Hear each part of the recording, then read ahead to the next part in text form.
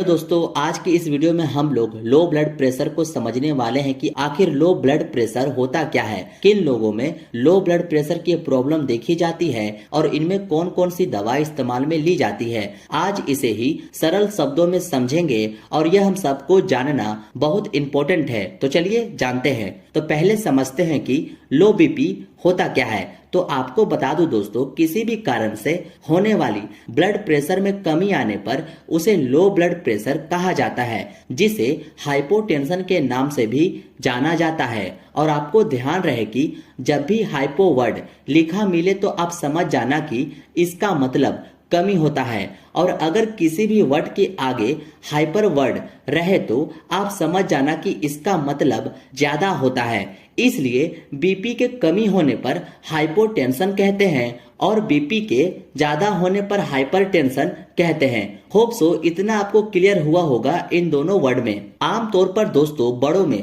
Blood pressure 90/60 mmHg से कम मिलने पर हम उन्हें लो ब्लड प्रेशर का रोगी कह सकते हैं। तो दोस्तों इस चार्ट के माध्यम से बीपी के नॉर्मल से लेकर डेंजर साइन को थोड़ा समझते हैं। तो जैसा कि आप देख सकते हैं कि नॉर्मल ब्लड प्रेशर की बात करें तो वो होता है 120/80 mmHg, जो नॉर्मल ब्लड प्रेशर होता है। वैसे ही 90/60 mmHg को लो ब्लड प्रेशर कहते हैं, और अगर 50/33 तक ब्लड प्रेशर गिर जाए तो यह काफी डेंजर ब्लड प्रेशर होता है, यानी कि इसमें पेशेंट की जान भी चली जाती है। तो इस चार्ट को आप थोड़ा ध्यान में रखिएगा। दोस्तों हम लोग बीपी को ऊपर और नीचे इस तरह से लिखते हैं, जैसे 120/80। इस ऊपर वाले प्रेशर को सिस्टोलिक प्रेशर कहा जाता है और इस नीचे वाले प्रेशर को डायस्टोलिक प्रेशर कहते हैं। इस चीज को भी आप ध्यान में रखिएगा।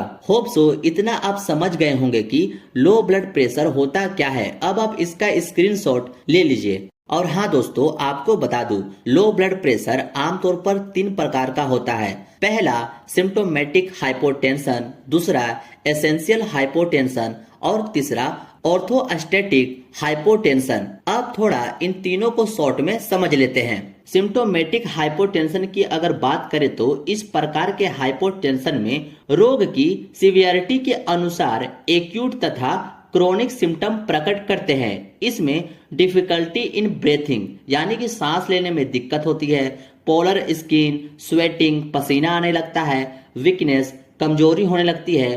कभी कभी ब्लड प्रेशर कम हो जाने से पेशेंट अनकॉन्शियस हो जाता है। एसेंशियल हाइपोटेंशन की अगर बात करें तो इस प्रकार का हाइपोटेंशन बिना किसी कारण के होता है। 3% पेशेंट ऐसे होते हैं जिसमें इस प्रकार का हाइपोटेंशन होता है, जिसमें कोई स्पेशल सिम्टम नहीं होते हैं। ऐसा हाइपोटेंशन फीमेल में अधिक होता है, इस बात का आप ध्यान रखिएगा। ऑर्थोस्टैटिक हाइपोटेंशन की अगर बात करें तो इस प्रकार का हाइपोटेंशन कम समय के लिए होता है तथा इसमें वर्टिगो यानी कि चक्कर की स्थिति रहती है, जैसे थोड़ी देर के लिए पेशेंट द्वारा हार्ड वर्क करने पर या अचानक से खड़ा होने पर होता है। इसे ही ऑर्थोस्टैटिक्स हाइपोटेंशन कहते हैं। इस प्रकार के हाइपोटेंशन में सबसे कॉमन बात यह होती है कि पेशेंट के खड़े होने पर ब्लड प्रेशर कम हो जाता है, जबकि पल्स रेट वैसे ही बनी रहती है। ऐसे पेशेंट में ब्लैकआउट की स्थिति बन जाती है। ये थी दोस्तों इन तीनों के बारे में छोटी सी डिटेल। इन तीनों को आप जरूर याद कर लीजिएगा, यह इंपॉर्टेंट है। अब आप इसका भी स्क्रीनशॉट ले लीजिए। दवाओं को जानने से पहले दोस्तों आप ये भी जान लो कि हाइपोटेंशन किन कारण से होता है। तो वो कारण है फिजिकली वीकनेस, यानी कि शारीरिक कमजोरी होने पर बीपी कम हो जाती है। शरीर में पानी की कमी तथा टाइम पर भोजन न करने से भी बीपी लो हो जाती है। अधिक फिजिकल तथा मेंटल वर्क लोड होने के कारण भी लो ब्लड प्रेशर हो जाती है। अधिक उपवास करने से भी, यानी कि फेस्टिवल वगैरह में फास्टिंग करने से भी बीपी कम हो जाती है। ज्यादा ब्लड लॉस हो जाने पर भी बीपी लो हो जाती है। हैवी मेंस्ट्रुअल ब्लीडिंग होने के कारण भी बीपी लो हो जाती है। डायरिया अथवा कोलेरा की वजह से फ्लूइड लॉस होने के कारण भी ब्लड प्रेशर लो हो जाती है। ब्लड में हीमोग्लोबिन की कमी हो जाने पर भी बीपी लो हो जाती है।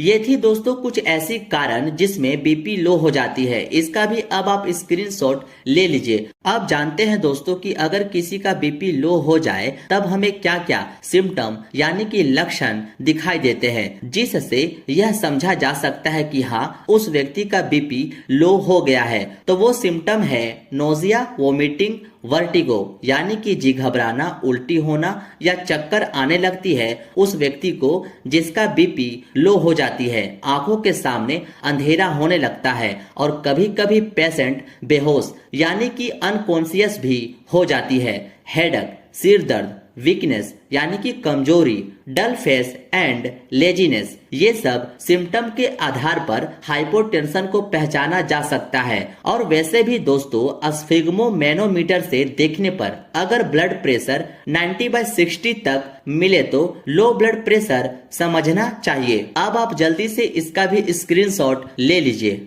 अब जानते हैं दोस्तों ब्लड प्रेशर की कमी हो जाने पर इस्तेमाल की जाने वाली दवाओं के बारे में। तो वो है फ्लोरिकोट टैबलेट, जिसका कॉम्पोजिशन फ्लूड्रोकोर्टिसन टैबलेट होता है, जिसका काम हमारे ब्लड वॉल्यूम को और ब्लड प्रेशर को बढ़ाना होता है, जो ऑर्थोस्टैटिक हाइपोटेंशन के थेरेपी में यूज करते हैं। इसकी डोज की बात करें तो 100 से 200 माइक्रोग्राम पर डे लेना होता है। नेक्स्ट टैबलेट है सिपमीडो के नाम से, जिसका कॉम्पोजिशन मिडोड्रीन होता है, जिसका काम लो ब्लड प्रेशर यानी कि हाइपोटेंशन को ट्रीट करना होता है। इसको खाने के बाद हमारा ब्लड प्रेशर इंक्रीज होता है। इसकी डोज की बात करें तो 2.5 mg से लेकर 10 mg तक ओरली लेनी होती है हर 8 घंटे के बाद। नेक्स्ट टैबलेट है डेस्टिनोल, जिसका कॉम्पोजिशन पायरिडोस्टिक माइन टैबलेट होता है। इसके अलावा दोस्तों पेशेंट को कंप्लीट बेड रेस्ट देना चाहिए। इंजेक्शन एनएस यानी कि नॉर्मल सलाइन सीरा मार्ग से दी जानी चाहिए। ORS लगातार पिलाते रहना चाहिए ताकि डिहाइड्रेशन ना हो। विटामिन, मिनरल्स तथा प्रोटीन रिच डाइट देनी चाहिए।